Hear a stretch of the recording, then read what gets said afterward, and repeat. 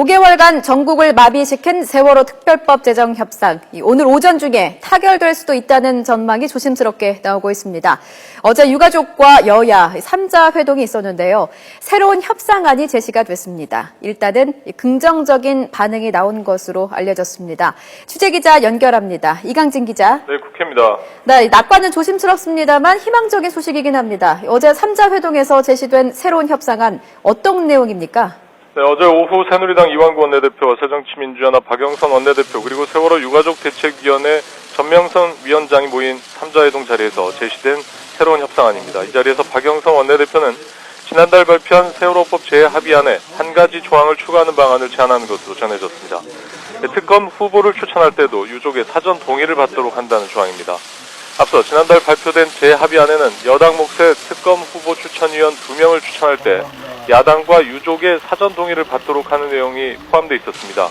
새 협상안은 여기에서 한 발 더 나아가 특검 후보를 추천할 때도 유족의 동의를 구하는 것으로 유족들의 의사를 충분히 반영하기 위해 이중 안전장치를 두자는 겁니다. 네, 새누리당과 유가족 측의 반응은 어땠습니까? 네, 일단 조심스러운 모습을 보이긴 했습니다만 변화의 기류는 감지되고 있습니다.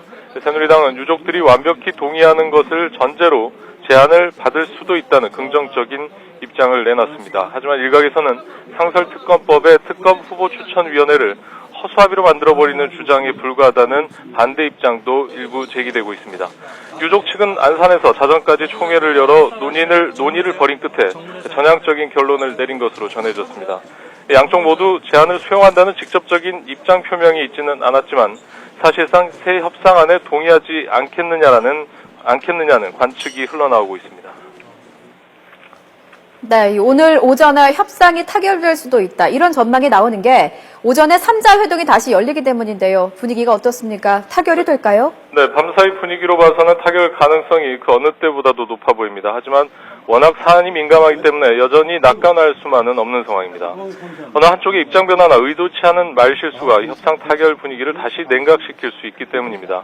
어제 낙관론이 흐르던 와중에도 협상 당사자들이 극도로 말을 아끼던 것도 이 때문입니다. 만약 협상이 타결되면 지난 4월 16일 세월호 참사가 일어난 이후 무려 5달 반 만에 특별법이 제정되게 됩니다.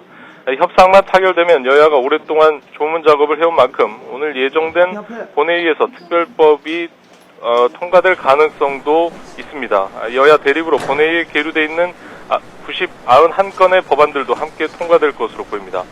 장외로 나간 야당도 원내로 돌아오면서 식물국회라는 오명도 벗게 될 것으로 보입니다. 지금까지 YTN 이강진입니다.